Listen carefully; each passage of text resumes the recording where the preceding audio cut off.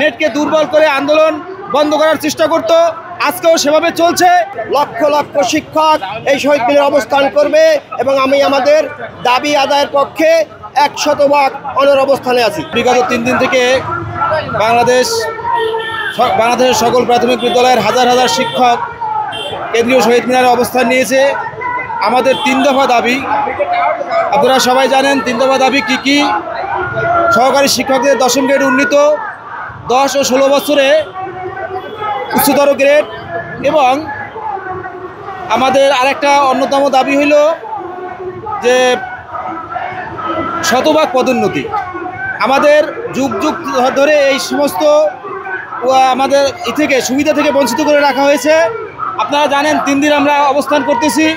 আজকে সবচেয়ে দুঃখের বিষয় হলো এই শহীদ মিনারে আমাদের বিদ্যুতের লাইন কেটে দেওয়া হয়েছে, এবং তার পাশাপাশি ফ্যাসিস্ট সরকারের আমলে যেভাবে বিভিন্নভাবে নেট এরকম দুর্বল করে দেওয়া হতো, আজকে ঠিক সেভাবে এই শহীদ মিনারে নেটকে দুর্বল করে দেওয়া হয়েছে, যাতে আমাদের দুর্বল আন্দোলন সারা বাংলাদেশে পৌঁছে দিতে না পারি।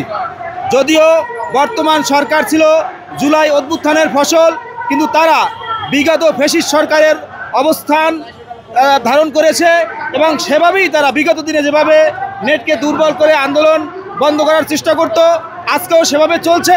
কিন্তু আমি বলতে চাই, একজন সহকারী শিক্ষক হিসাবে কোনোভাবেই কোনো প্রকার দুষ্কৃত করে আমাদের এই আন্দোলনকে দমানো যাবে না।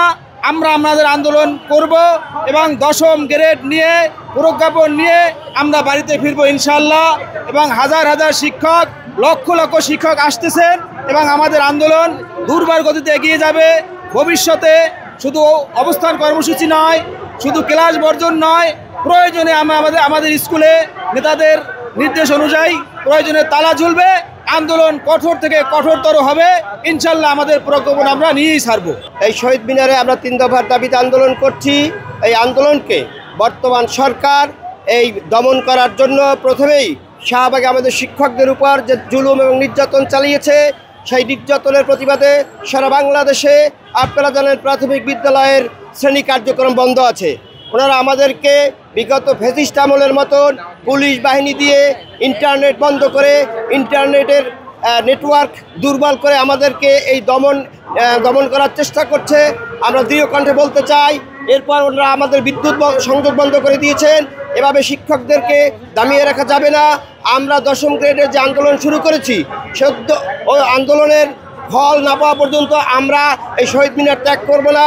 প্রয়োজন বোধে লক্ষ লক্ষ শিক্ষক এই শহীদ মিনারে অবস্থান করবে, এবং আমি আমাদের দাবি আদায়ের পক্ষে 100% অনর অবস্থানে আছি। জানেন যে সারা বাংলাদেশের মানুষ কিন্তু ইন্টারনেটের উপর নির্ভরশীল।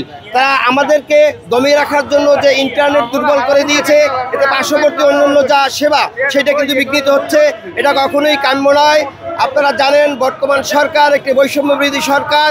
জুলাই শহীদদের রক্তের উপরে দাঁড়িয়ে তারা যে এই আমাদের ন্যায্য দাবি নিয়ে ছিনিমিনি খেলছে, আমরা শিক্ষক সমাজ এর তীব্র নিন্দা এবং প্রতিবাদ জানাচ্ছি। আমরা আসার পর থেকেই এখানে ইন্টারনেট সেবা বন্ধ, এবং খুব ইন্টারনেট স্লো করে, এবং বিদ্যুৎ লাইন কেটে দেওয়া হয়েছে। আমাদের আসতে পথে পথে বাধা দেওয়া হয়েছে। আমরা যে দাবি নিয়ে এখানে উপস্থিত হয়েছি, আমাদের এটা দাবি না, আমাদের অধিকার। আমাদের অধিকার থেকে বঞ্চিত করা হয়েছে। আমরা এই অধিকার যতক্ষণ পর্যন্ত ফিরে না পাবো, ততক্ষণ পর্যন্ত আমরা স্কুলে ফিরে যাব না। আমাদের আন্দোলন 2 পারে চলছে। আমরা শহীদ মিনারে অবস্থান করছি, পাশাপাশি আমাদের স্কুলে কর্মবিরতি চলছে। এই আন্দোলন আরও ত্বরান্বিত হচ্ছে, আরও বেগবান হচ্ছে। ইনশাল্লাহ আমরা এই প্রজ্ঞাপন নিয়ে হাতে পেয়ে এই শহীদ মিনার আমরা ত্যাগ করব।